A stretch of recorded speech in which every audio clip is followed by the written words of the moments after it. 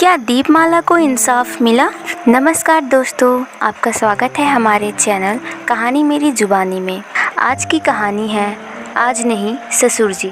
कहानी शुरू होने पर दिखाया जाता है बस स्टैंड में बस के रुकने पर एक लड़की उतरती है जिसका नाम दीपमाला है। उसके हाथ में एक पर्स और कपड़ों से भरा बैग होता है। उसने अपने पर्स से फ़ोन निकाला और अपने जीजू का नंबर डायल किया, लेकिन फ़ोन दीपमाला की दीदी वर्षा ने उठाया। दीपमाला का नंबर देखकर वर्षा बहुत खुश हो जाती है। वर्षा ने दीपमाला से कहा, अच्छा जी, तो इतने दिनों बाद आज याद आ रही है दीदी की। 2 दिन कहकर 2 महीनों के लिए चली गई माँ के पास। ये भी नहीं सोचा कि मेरा क्या होगा, और तेरी याद में तेरे जीजू ने खाना खाना बंद कर दिया, उसका क्या? दीपमाला ने वर्षा से कहा, अरे दीदी बस करो, मेरी भी तो सुनो। आपकी लाडली बहन बस से उतर चुकी है। लेकिन ये क्या, मेरे स्वागत के लिए अब तक जीजू यहाँ पर नहीं आए। दरअसल दीपमाला के पिता कुछ सालों पहले ही गुजर गए थे, इसलिए दीपमाला की पढ़ाई की जिम्मेदारी उसकी बड़ी बहन वर्षा और जीजाजी ने उठा ली। दीपमाला कुछ दिनों के लिए छुट्टियां मनाने वापस अपने माँ के पास अपने घर गई थी और 2 महीनों बाद वो वापस अपने दीदी के घर लौट आई। दीपमाला को इंतजार करते लगभग आधा घंटा हो गया। फिर उसने देखा कि उसके जीजू टैक्सी में आ रहे थे। दीपमाला ने अपने जीजू से कहा, अरे वाह मेरे शेर, मैंने तो सोचा था आप बाइक में आओगे, लेकिन ये क्या, आप टैक्सी में क्यों? दीपमाला के जीजू ने कहा, अरे क्या बताए साली साहिबा, हम तो आपके लिए बाइक में ही आ रहे थे, लेकिन कमबख्त बाइक का टायर फट गया। वैसे कैसा रहा तेरा सफ़र दीपमाला? दीपमाला कहती है, और कैसा सफ़र रहेगा जीजू, बस के धक्के खाते आ रही हूँ। अब जल्दी घर चलिए, मुझे बहुत भूख लगी है।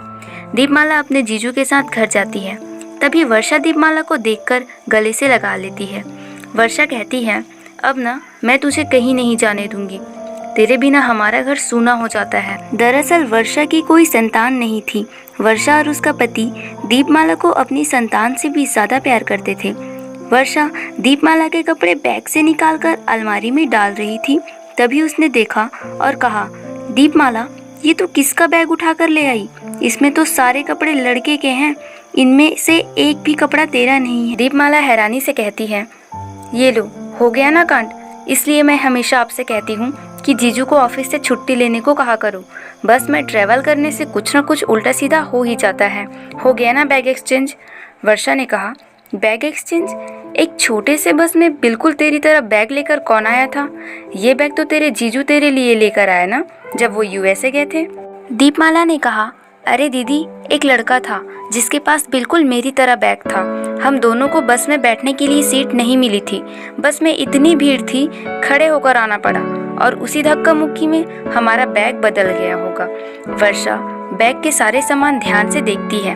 वर्षा कहती है, हे भगवान, इसमें तो बहुत सारे डॉक्यूमेंट हैं। अरे देख देख दीपमाला, इसमें उस लड़के का पासपोर्ट भी है, उसका नाम निहार है। हाय, कितना हैंडसम लड़का है। दीपमाला कहती है, क्या दीदी, आपको हैंडसम की पड़ी है? हो सकता है बेचारे का ज़रूरी डॉक्यूमेंट होगा। देखिए ना, उसमें नंबर भी होगा, बेचारे को कॉल करके बता देते हैं। ज़्यादा देर हुई तो उसके लिए कोई मुसीबत ना खड़ी हो जाए। दीपमाला निहार को फ़ोन करती है और बताती है कि उन दोनों का बैग एक्सचेंज हो गया है। दीपमाला निहार को अपने का पता बताती है और बैग आकर ले जाने को कहती है। निहार दीपमाला के घर आता है। दरवाजे की घंटी बजी और दीपमाला दरवाज़ा खोलने गई। दीपमाला ने जैसे ही दरवाज़ा खोला तो मानो वो कुछ देर के लिए मूर्ति बन गई थी। निहार तो सच में बहुत ही ज़्यादा हैंडसम था। दीपमाला कुछ बोल ही नहीं पा रही थी। निहार भी दीपमाला को बस देखता रह गया। उधर दीपमाला की दीदी वर्षा आई और कहा, अरे आप ऐसे ही बाहर में बस खड़े रहोगे या अंदर भी आओगे? और दीपमाला, तू भी बेचारे को धूप में बाहर खड़ा करके रखी है, अंदर आने को नहीं बोल सकती? दीपमाला शर्माते हुए बोली, अरे अंदर आइए ना निहार जी। निहार बोला, आपको मेरा नाम पता है? दीपमाला ने कहा, अरे हाँ, वो आपके पासपोर्ट से पता चला। वैसे आप नाराज़ मत होना, आपको बुरा लगा होगा, हमने आपके बैग को खोला। निहार ने बोला, जी बिल्कुल नहीं, इसमें आपकी कोई गलती नहीं है। मैंने भी आपके बैग को अपना बैग समझकर खोला। वैसे आप बुरा मत मानना, आपके बैग में जो मिठाई का डब्बा था मैंने खा लिया। निहार और दीपमाला की हंसी ठिठोली चलती रही। निहार ने बताया कि वो दीपमाला के घर से बस 1 किलोमीटर दूर रहता है। अब दीपमाला और निहार अच्छे दोस्त बन चुके थे और ये दोस्ती कब प्यार में बदल गया पता ही नहीं चला। कुछ दिनों बाद दीपमाला के गांव से उसके मुंह बोले मधुकर मामा जी आए। दीपमाला और वर्षा मधुकर मामा जी को देखकर खुशी से उछलने लगी। वर्षा और दीपमाला अपने मधुकर मामा की चहेती थी। वैसे तो मधुकर मामा केवल दीपमाला के पड़ोस में रहने वाले पड़ोसी थे, लेकिन दीपमाला मधुकर मामा को सगे मामा से भी ज़्यादा प्यार करती थी। दीपमाला ने कहा, अरे मधुकर मामा जी, आप इतने दिनों बाद लगता है आपको मेरी याद नहीं आती। मधुकर मामा जी ने कहा, दीपू, ये मामा जी क्या लगा रखा है? हम दोनों तो बेस्ट फ्रेंड हैं ना। तो अच्छा होगा तुम मुझे मधुकर ही बोलो। और आता कैसे नहीं, मेरी जान बसती है तुझ में। तू तो वहाँ से आ गई तो मैंने सोचा मैं ही मिलने आ जाता हूँ। दीपमाला ने कहा, ओहो मेरे बेस्ट फ्रेंड, आपके बिना मुझे यहाँ सूखा सूखा लग रहा था। चलिए, मुझे आपसे बहुत सारी बातें करनी है। मधुकर मामा जी ने कहा, अरे वो सब तो होता रहेगा, सबसे पहले यहाँ आओ, हमारी गोदी में बैठो जैसे बचपन में बैठा करती थी। कितने साल हो गए तुम्हें अपनी गोदी में बिठाया। दीपमाला भागते हुए आकर मधुकर की गोद में बैठ गई और बोली, लो मैं आ गई गोदी में, लेकिन ये तो बताओ मेरा गोलू मोलू पवन कहाँ है? जब मैं गाँव गई थी तब ना आप नज़र आए और ना पवन। कहाँ चले गए थे आप दोनों? पवन तो बहुत बड़ा हो गया होगा। क्या वो बचपन की तरह आज भी लड़कियों के कपड़े पहनता है? आपको याद है मामा जी, जब हम लोग खेलते थे तो पवन कैसे लड़की बनने के लिए ज़िद करता था, लड़कियों की तरह बिंदी लगाना पसंद करता था, लड़कियों की तरह साड़ी पहनना और चूड़ी पहनना। मधुकर मामा जी ने कहा, अरे नहीं दीपू, पवन तो बहुत ही बड़ा हो गया है। वो अपने दोस्तों के साथ विदेश में पढ़ाई करता है। बस बहुत साल हो गए उससे बात नहीं हुई। दीपमाला ने कहा, अच्छा सुनिए मामा जी, आप आए हैं ना, तो आप मेरी शादी के बाद ही जाइएगा। मधुकर मामा जी हैरानी से दीपमाला से कहते हैं, शादी? दीपू तू शादी कर रही है अचानक, किसके साथ? वर्षा ने कहा, अरे हाँ मामा जी, दीपमाला की शादी होने वाली है। वो क्या है ना, जब दीपमाला गांव से यहाँ आ रही थी तो एक इत्तेफाक हो गया, और ऐसा इत्तेफाक हुआ जिसमें निहार नाम के लड़के ने हमारी दीपमाला का दिल जीत लिया। मधुकर मामा जी ने कहा, अच्छा, दीपू कब बड़ी हो गई पता ही नहीं चला, लेकिन अफसोस की बात है कि मैं अपने बेस्ट फ्रेंड दीपू की शादी में नहीं आ सकता। दीपमाला कहती है, ऐसे कैसे? आपको तो मैं जाने ही नहीं दूंगी, अब आप मेरी शादी होने के बाद ही जाओगे। मधुकर मामा जी कहते हैं, अरे दीपू, वो क्या है ना, तुम्हारी मामी की तबीयत कुछ ठीक नहीं रहती, इसलिए उसे अकेला छोड़कर नहीं रह सकता। लेकिन तू चिंता मत कर, तेरी शादी के बाद मैं तेरे ससुराल जरूर आऊँगा, वो भी तेरी मामी को साथ लेकर। दीपमाला ने भरे मन से कहा, ठीक है मामा जी, पर आप आइएगा ज़रूर। इसके बाद मधुकर मामा जी वापस अपने गांव लौट जाते हैं। इधर कुछ दिनों बाद दीपमाला और निहार की शादी हो जाती है, लेकिन उनकी शादी में निहार के माता पिता शामिल नहीं होते। निहार का कहना था कि उसके माता पिता इस शादी से नाखुश हैं, इसलिए वो नहीं आएंगे, लेकिन शादी के बाद उन्हें मनाने हमें वापस गांव जाना पड़ेगा। दीपमाला की विदाई होती है। अब दीपमाला अपने ससुराल पहुंच गई।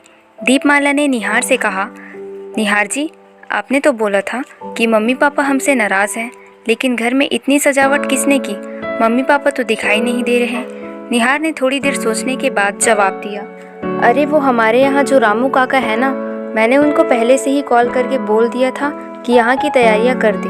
माँ पापा पीछे गार्डन में होंगे। सुनो दीपमाला, तुम अभी उनसे मिलने मत जाना, तुम जाओ फ्रेश हो जाओ, हम उनसे रात में मिलेंगे। और तुम्हारे कमरे में दूध रखा है, जाकर याद से पी लेना। दीपमाला अपने कमरे में गई और उसने कमरे में रखा दूध पी लिया। दूध पीने के बाद दीपमाला ने अपनी शादी का जोड़ा निकालकर सामान्य से कपड़े पहन लिए।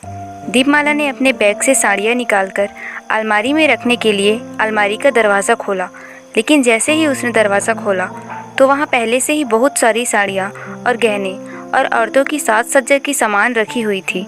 ये सब देखकर उसे लगा कि ये सारे सामान निहार ने पहले से ही दीपमाला के लिए मंगा के रखे होंगे। अचानक दीपमाला को नींद आने लगी। दीपमाला सोना नहीं चाहती थी, लेकिन नींद की वजह से वो बिस्तर में सो गई।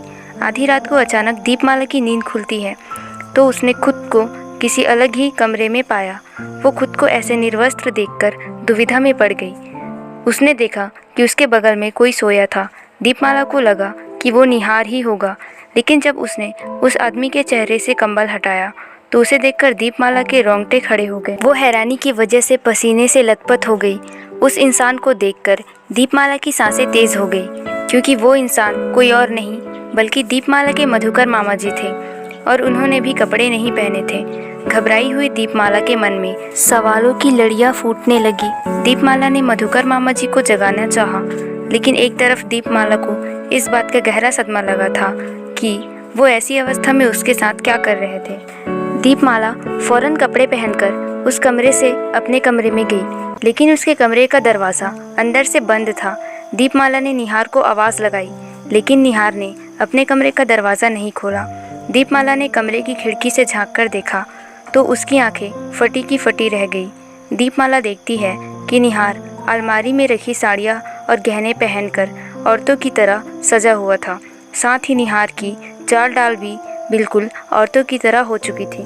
दीपमाला ये सब देखकर वहीं बेहोश हो जाती है और आँख खुलते ही उसने खुद को उसी कमरे के बिस्तर में पाया, लेकिन इस बार उसके हाथ पैर बिस्तर से बंधे हुए थे। वो चिल्लाती, इससे पहले निहार और दीपमाला के मामा जी मधुकर एक साथ कमरे में आए। उन दोनों को एक साथ देखकर दीपमाला हैरान हो गई। दीपमाला ने रोते हुए कहा, ये सब क्या चल रहा है? मुझे प्लीज़ समझाओ, वरना मैं पागल हो जाऊंगी। मधुकर मामा जी, आप मेरे साथ बिस्तर में बिना कपड़ों के क्या कर रहे थे? और निहार, तुम कल रात को लड़कियों की तरह क्यों सजे हुए थे? आप दोनों एक दूसरे को पहले से जानते हो। क्या रिश्ता है तुम दोनों का? मधुकर